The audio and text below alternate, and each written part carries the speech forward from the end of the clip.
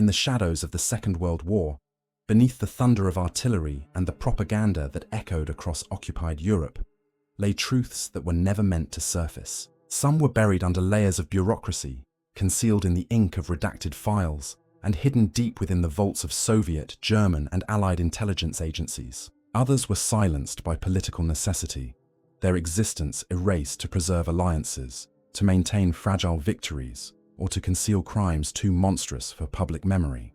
The war left behind countless cemeteries, but it also left behind sealed archives, stamped with the words classified and top secret, files that would remain locked away for decades until fragments of them leaked through cracks in the machinery of secrecy.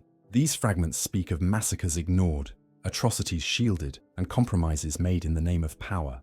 They reveal the human cost of decisions where lives were weighed against strategies, where entire villages could vanish into unmarked graves without the world ever being told. Imagine the stale air of an abandoned records room, the faint odor of dust and ink, and the chilling sight of folders labeled only by numbers: Gestapo File 17, NKVD Report 247, OSS Directive 1327. Within them are pieces of forbidden history, long suppressed, waiting to be assembled into a story of silence, complicity, and betrayal. This is not the history printed in schoolbooks or echoed in memorial speeches. This is the history that was deliberately hidden, locked away not for justice, but for survival. And tonight, those sealed files will be opened. Chapter 1. The Forgotten Massacres of Volhynia. The record begins with a silence, an intentional absence.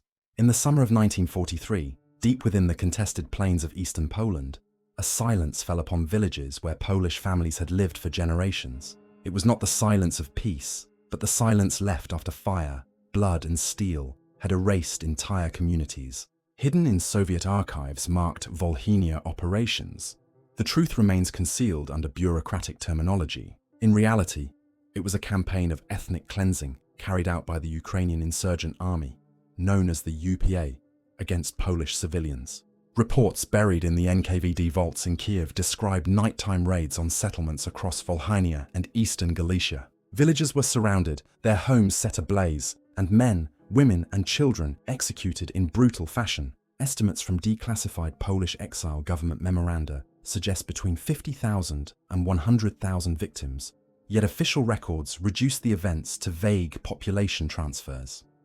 The precision of these massacres reveals coordination at the highest levels of the UPA command, though no tribunal ever acknowledged their existence.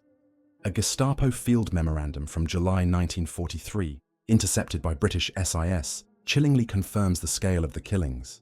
German officers observed the violence but chose not to intervene, recording only that the actions of Ukrainian formations are disruptive to Soviet cohesion and therefore favorable to Reich interests. The cold, detached phrasing stands as proof that civilian slaughter was catalogued and left to run its course. Survivors described how entire parishes were massacred during Sunday masses, churches set aflame with congregants trapped inside. Yet those testimonies were suppressed after the war, many lost in the reclassification of displaced persons under new Soviet directives. Families who had fled across the San River found their accounts dismissed, their petitions for recognition filed away in forgotten drawers.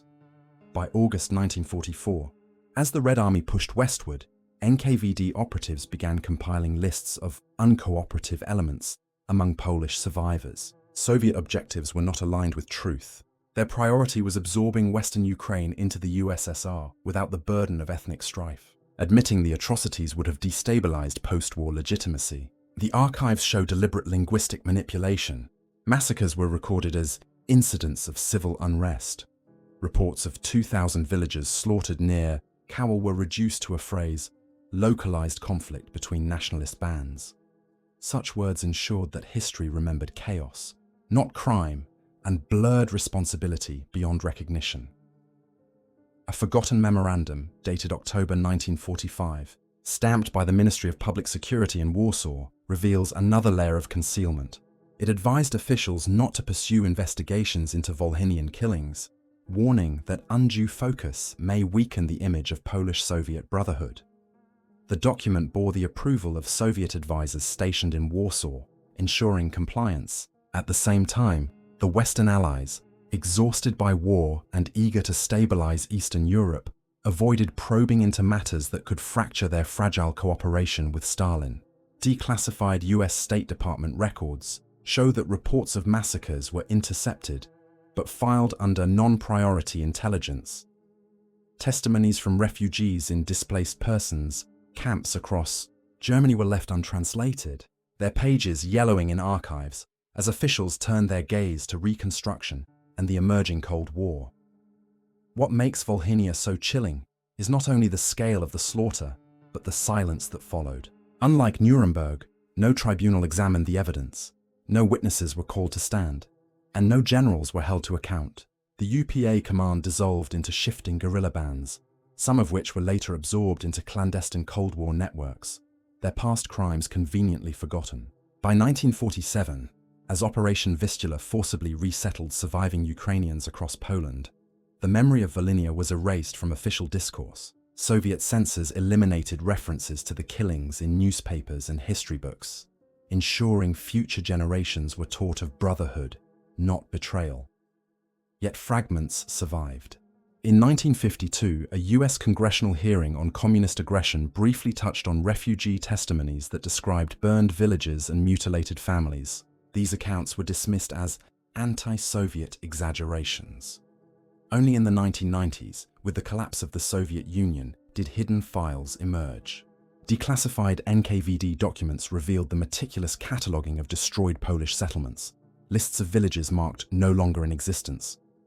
The handwriting is cold, bureaucratic, detached, as if cataloguing livestock, rather than the obliteration of human life. One entry notes, Village Ostrówki, population 1,200, status, liquidated, August 30, 1943. No explanation, no accountability, only the word liquidated. The forgotten massacres of Volhynia remain one of the darkest buried chapters of the war, a crime neither acknowledged nor prosecuted. It was not a single event, but a campaign, carried out with precision and erased through silence. The archival silence, the missing testimonies, the vague terminology, these are not oversights, but deliberate acts of concealment. What was lost is more than villages. It is the memory of thousands who were denied recognition, denied mourning, denied history. As the Cold War hardened, the truth of Volhynia was traded away, buried beneath treaties and alliances, leaving behind only shadows in classified files. The question that lingers is whether the erasure was more calculated than the crime itself, whether silence was not merely a consequence, but the final act of the massacre. Chapter 2: Operation Paperclip's Hidden Atrocities. In the immediate aftermath of Germany's surrender in May 1945, the world believed justice had been secured. The Nuremberg trials were presented as a reckoning, a decisive moment when those responsible for the machinery of Nazi terror would be held accountable. Yet in the shadows of this spectacle, another machinery was already in motion, one designed not for justice, but for acquisition. Buried within the corridors of the US War Department and safeguarded by the Office of Strategic Services, a directive known only as Operation Paperclip began quietly reshaping the post-war landscape. The mission was simple in wording, but monstrous in implication: identify, capture, and repurpose Nazi scientists whose expertise could serve American military supremacy. Beneath the sanitized language of recruitment lay a darker reality. The very men who engineered rockets with forced labor, who experimented on prisoners in camps, who authored blueprints for extermination industries, were to be given new names, new lives, and new laboratories, paid not with justice, but with protection. The files now declassified reveal how the deception unfolded. Thousands of pages marked with the insignia of the Joint Intelligence Objectives Agency, JIOA, document the calculated erasure of incriminating pasts. Gestapo records listing SS affiliations were quietly destroyed or rewritten. A scientist once listed as SS Sturmbannführer, active at Mittelbau-Dora, became on paper a technical consultant, aeronautics specialist.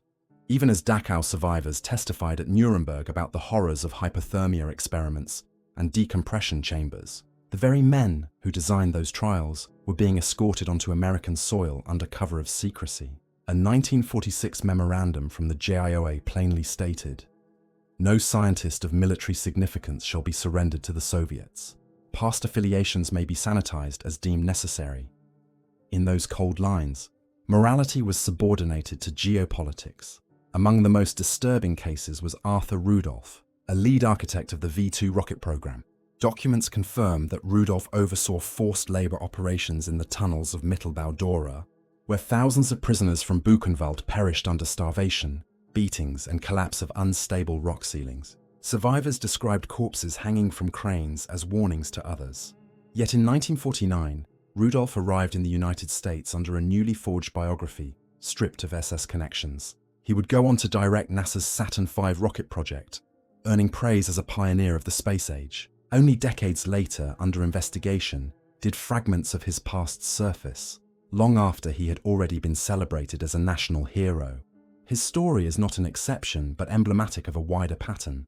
Another file, coded OSS Directive 2579, reveals how Walter Schreiber, once involved in medical atrocities on human subjects, was sheltered in American custody. When Soviet prosecutors demanded his extradition for trial, the US quietly arranged his resettlement in South America, shielding him from accountability. Similarly, Hubertus Strughold, known in post-war America as the father of space medicine, had been implicated in Dachau experiments exposing prisoners to extreme altitudes and freezing conditions.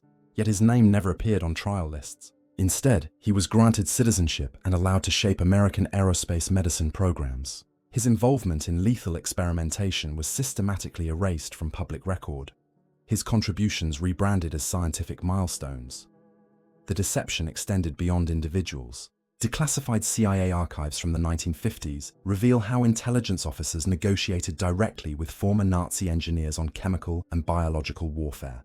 Laboratories in Fort Detrick, Maryland, became the repository for research gathered not only from captured documents, but from the minds of men who should have stood trial. Reports, labeled Project Sphinx, indicate that findings from human experimentation at Dachau and Ravensbrück were considered valuable data sets, translated into English and integrated into Cold War strategy. The words valuable data reduce unimaginable suffering to mere numbers, betraying the willingness of governments to harvest knowledge from atrocity without confronting its origins. Behind the veil of secrecy, American officials feared exposure.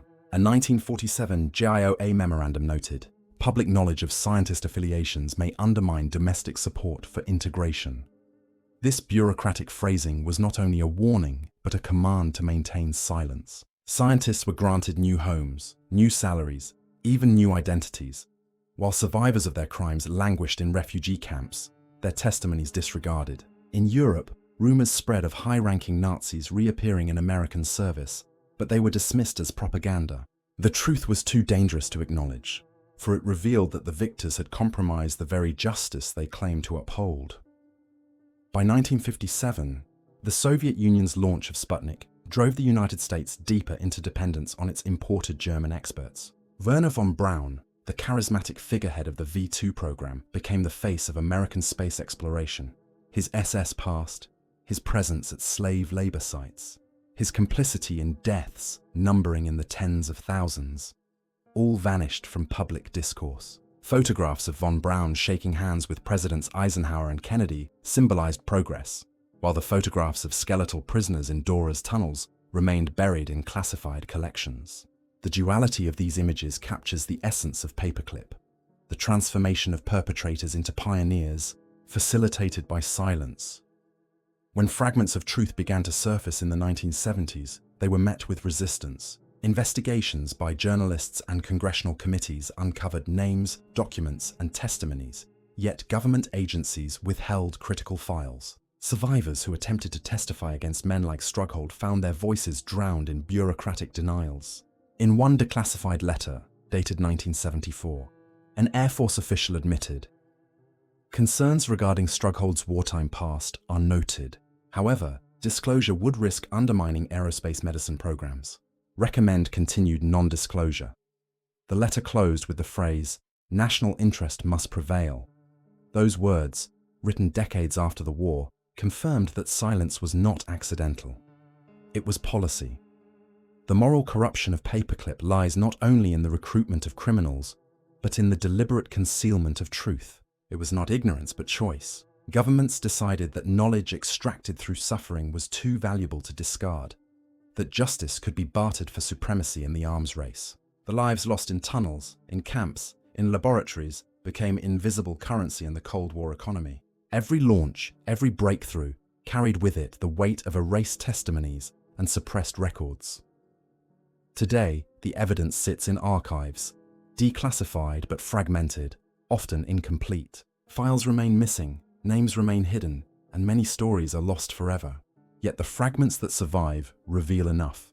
A systematic cover-up, a deliberate integration of atrocity into national achievement. Operation Paperclip is remembered, in sanitized histories, as the program that brought America to the moon. What those accounts omit is the human cost. The corpses beneath Dora, the screams within Dachau chambers, the stolen data reborn as scientific progress. The truth was not lost. It was buried, and in the act of burying it, history itself became complicit in the atrocity.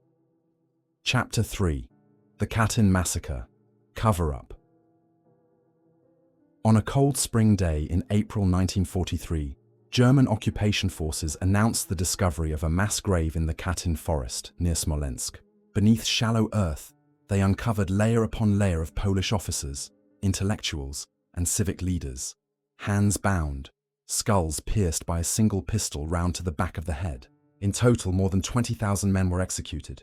The victims were not random. They were the very backbone of the Polish state: army officers, professors, priests, lawyers, doctors, and civil servants, drawn from the elite prisoner population captured during the Soviet invasion of eastern Poland in 1939. Every man represented a potential leader of resistance. Their elimination was not spontaneous, it was systematic. Yet from the moment the graves were exposed, a second crime began: the crime of concealment. NKVD orders dated March 1940, signed at the highest levels of the Soviet Politburo, authorized the executions. The files, declassified decades later, reference the liquidation of Polish counter-revolutionary elements. The language is clinical, bureaucratic, designed to strip humanity from the act. Polish prisoners held at Kozelsk, Starobelsk, and Ostashkov camps were transferred under guard to execution sites: Katyn, Kalinin, Kharkiv. Interrogation reports in Soviet archives end abruptly. Files close with the word processed.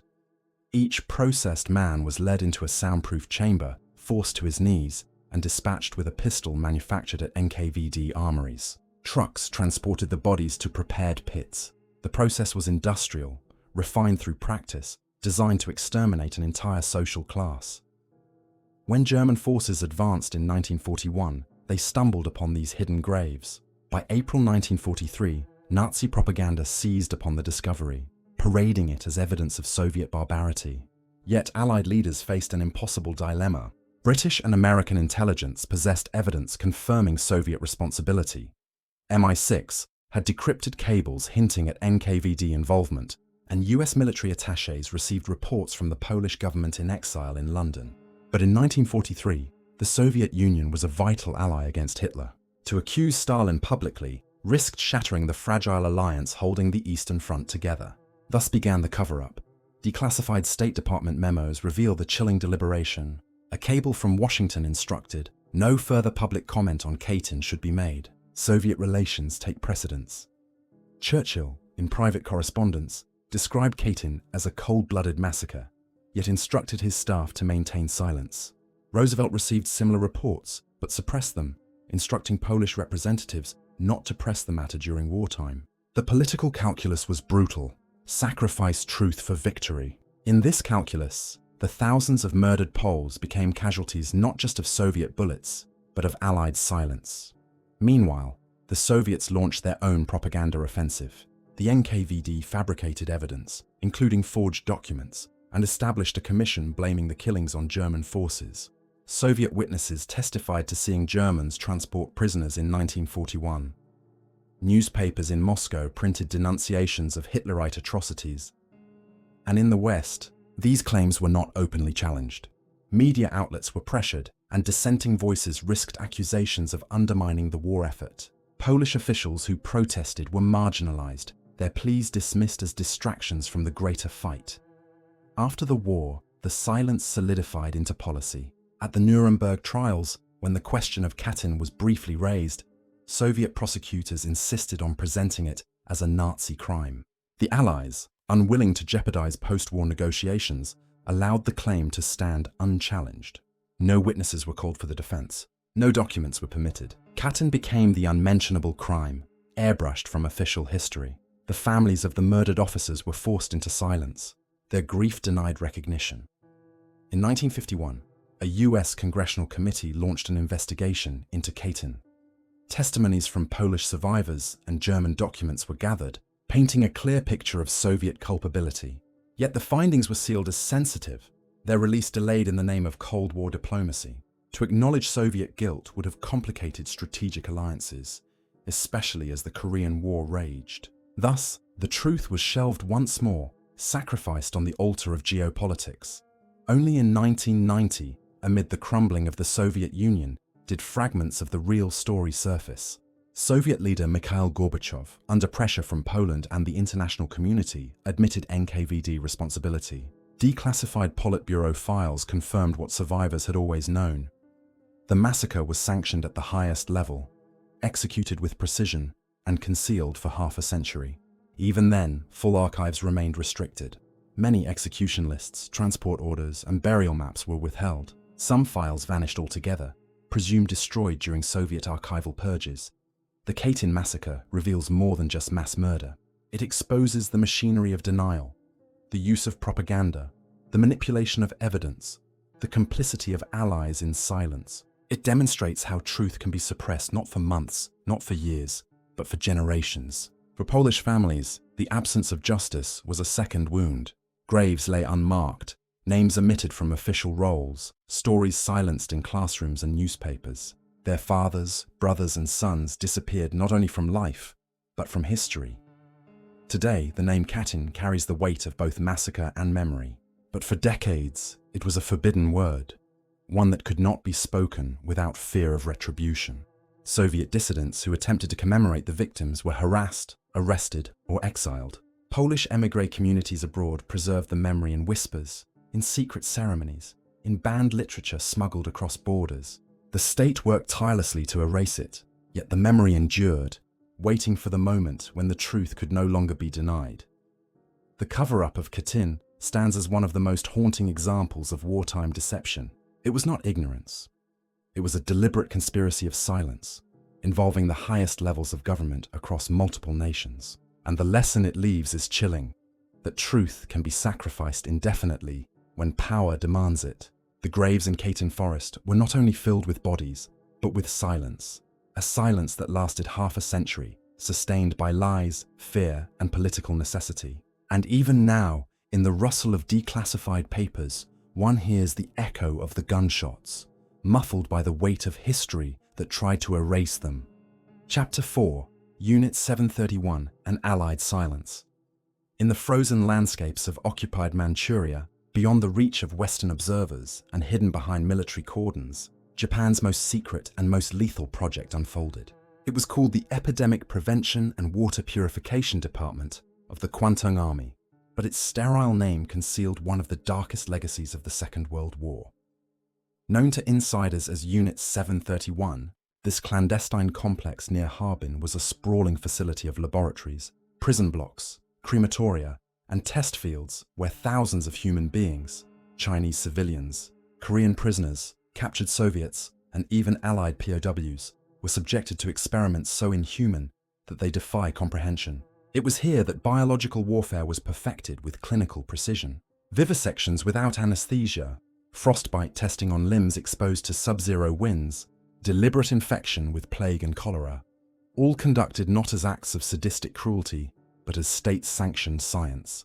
The project was commanded by General Shiro Ishii, a physician who wielded both surgical instruments and bureaucratic authority with equal coldness. Yet the true obscenity lies not only in what occurred behind those walls, but in how the story ended, not with trials and justice, but with concealment and protection. Survivor testimonies, collected decades later, describe the compound as a place of perpetual death. Prisoners were marched into pressure chambers to observe the effects of explosive decompression. Others were injected with venoms, toxins, or infected animal blood to document the progress of septic shock. Weather reports in Japanese archives reveal nights when temperatures dropped to -30 degrees Celsius.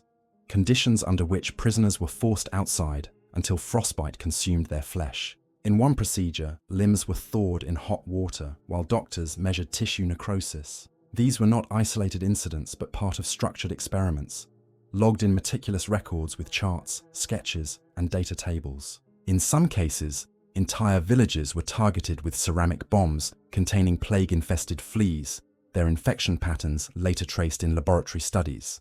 Manchuria became both the laboratory and the graveyard of biological warfare.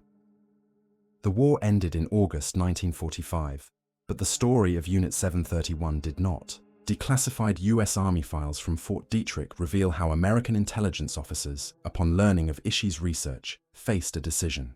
They could expose the crimes, prosecute the perpetrators, and establish a tribunal equal in gravity to Nuremberg. Or they could purchase the data, integrating it into their own biological warfare program.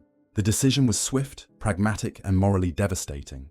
A memorandum from General Douglas MacArthur's headquarters in 1947 stated, "Data on human experimentation deemed of great value to national defense. Immunity from prosecution recommended." In effect, the atrocities of Unit 731 were laundered into strategic assets. ISI and his subordinates were shielded, their crimes erased from tribunals, their knowledge rebranded as contributions to science.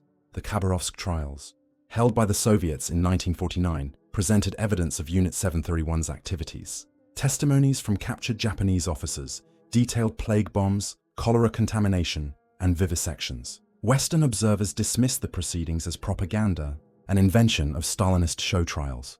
US media outlets echoed the dismissal, branding the testimonies fabricated. Yet decades later, declassified documents confirmed that much of what was presented at Khabarovsk was true. The West's denial was not rooted in skepticism but in complicity. By portraying Soviet revelations as lies, American authorities deflected attention from their own protection of ISI's network. The files coded Project Sphinx, stored for years at Fort Detrick, describe how ISI personally briefed US officers on methods of plague dissemination, frostbite resistance, and toxin development.